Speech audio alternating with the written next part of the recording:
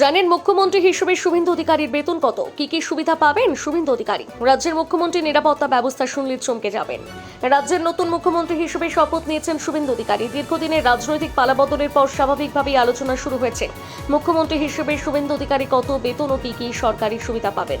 সূত্রের খবর, পশ্চিমবঙ্গের মুখ্যমন্ত্রী হিসেবে শুভেন্দু অধিকারীর মাসিক প্রায় 2.10 লক্ষ টাকার আর্থিক সুবিধা পেতে পারেন। এর মধ্যে মূল বেতন, বিভিন্ন সরকারি ভাতা এবং আতিথেয়তা খরচের ভাতা। মুখ্যমন্ত্রী সরকারি দায়িত্ব পালনের জন্য আলাদা বিশেষ ভাতা দেওয়া হয়। এছাড়া বিধায়ক হিসেবে তিনি আলাদা ভাতা পাবেন। বিধায়ক তহবিল সংক্রান্ত কাজ এবং নির্বাচনী এলাকায় সমস্যার সমাধানের জন্য মাসিক প্রায় 48,000 টাকা পর্যন্ত ভাতা মেলে। বিধানসভায় উপস্থিতির জন্য দৈনিক ভাতা রয়েছে।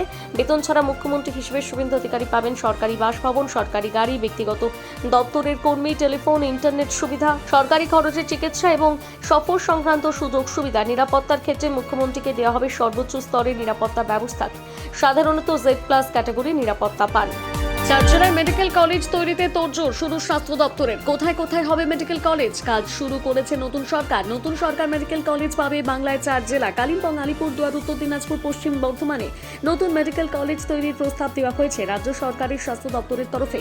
প্রয়োজনীয় জমি চিহ্নিত করে এই প্রস্তাবগুলো দ্রুত কেন্দ্রীয় সরকারের কাছে পাঠানো হবে বলে সম্প্রতি ঘোষণা করেছে নবান্ন। রাজ্যের সরকারি মেডিকেল শিক্ষার পরিকাঠামো আরও সম্প্রসারণের পথে বড় পদক্ষেপ নিল স্বাস্থ্য দপ্তর। দক্ষিণ দিনাজপুর, আলিপুরদুয়ার এবং পশ্চিম বর্ধমান জেলায় 100টি করে MBBS আসন সহ 3টি নতুন সরকারি মেডিকেল কলেজ তৈরির লক্ষ্যে প্রাথমিক প্রস্তুতি শুরু হয়েছে। সেই উদ্দেশ্যে সংশ্লিষ্ট 3 জেলার মুখ্য স্বাস্থ্য আধিকারিকদের কাছে জমির প্রাপ্যতা সংক্রান্ত বিস্তারিত তথ্য চেয়ে নির্দেশ পাঠিয়েছে Paschimbanga medical services corporation limited. ভারী বৃষ্টিতে বিপর্যস্ত উত্তরবঙ্গ, বন্ধ শিলিগুড়ি মিরিক যান চলাচল। পাহাড় ঘুরতে যাওয়ার আগে সাবধান। রাতে তুমুল বৃষ্টির জেরে বিপর্যস্ত উত্তরবঙ্গের সমতল এবং পাহাড়। প্রাকৃতিক দুর্যোগে ভাঙল দুধিয়ার সেতু, যার জেরে আপাতত বন্ধ শিলিগুড়ি মিরিক যান চলাচল। বৃহস্পতিবার রাত 8টা নাগাদ পাহাড় এবং শিলিগুড়িতে ভারী বৃষ্টি নামে রাত 10:30 পর্যন্ত বৃষ্টি চলে, যার জেরে পাহাড়ের একাধিক নদীর জলস্তর বেড়ে বিপদ সীমার কাছাকাছি পৌঁছে গিয়েছে। জল বেড়েছে বালাসন নদীতে, তাতে ক্ষতিগ্রস্ত হয়েছে দুধিয়ার নবনির্মিত হিমপাইসের সেতু, যার ফলে ওই সেতু দিয়ে মিরিক হয়ে দার্জিলিং যাওয়ার রাস্তা আপাতত বন্ধ। এখন মিরিকের বাসিন্দাদের ঘুম হয়ে শিলিগুড়ি যাতায়াত করতে হবে। এই সময় পাহাড় যারা ঘুরতে যাবেন তাদের সতর্ক করা হয়েছে। এই ভুলগুলো করলেই বাতিল হতে পারে Ayushman Bharat card. Form fill আপের আগে জেনে নিন এই তথ্যগুলো। প্রতি বছর 5 লক্ষ টাকা পর্যন্ত বিনামূল্যে চিকিৎসা পরিষেবার সুবিধা। ক্ষমতা দখলের পর বাংলায় আয়ুষ্মান ভারত চালু করে দিয়েছে ভারতীয় জনতা পার্টির সরকার। আয়ুষ্মান কার্ডের মাধ্যমে সাধারণ মানুষ প্রধানমন্ত্রী জন আরোগ্য যোজনার অধীনে চিকিৎসার সুবিধা পেতে পারেন। এই কার্ড থাকলে প্রতি বছর 5 লক্ষ টাকা পর্যন্ত বিনামূল্যে চিকিৎসা পরিষেবার সুবিধা পাওয়া যাবে। তাই অনেকেই ইতিমধ্যে অনলাইনে এই কার্ডের জন্য আবেদন করে দিয়েছেন। আপনার আধার কার্ডে যা তথ্য রয়েছে তার সঙ্গে মিলিয়ে আয়ুষ্মান ভারত কার্ডের আবেদনপত্র লিখতে হবে। এখানে ভুল হলেই গেল।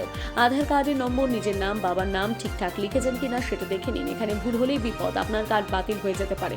এছাড়া আধার কার্ডে যে ঠিকানা রয়েছে সেটাই ব্যবহার করার চেষ্টা করুন, নইলে সমস্যায় পড়তে পারেন, বাতিল হতে পারে কার্ড। এর পাশাপাশি আপনাদের সব সঠিক তথ্য দিতে হবে, কোনো কিছু লুকোবেন না, নইলে পরে ধরা পড়ে যেতে পারেন। আর একবার ভুল তথ্য ধরাতে পড়লে বিপদ, সঙ্গে সঙ্গে বাতিল হবে কার্ড। নবান্নের ভিআইপি জোনে যুবকের সন্দেহজনক গতিবিধি, জিজ্ঞাসাবাদ করছে STF। কোন পরিকল্পনা ছিল যুবকের? নবান্নের ভেতরে ঢুকে একবারে ভিআইপি জোনে পৌঁছে গেল এক যুবক।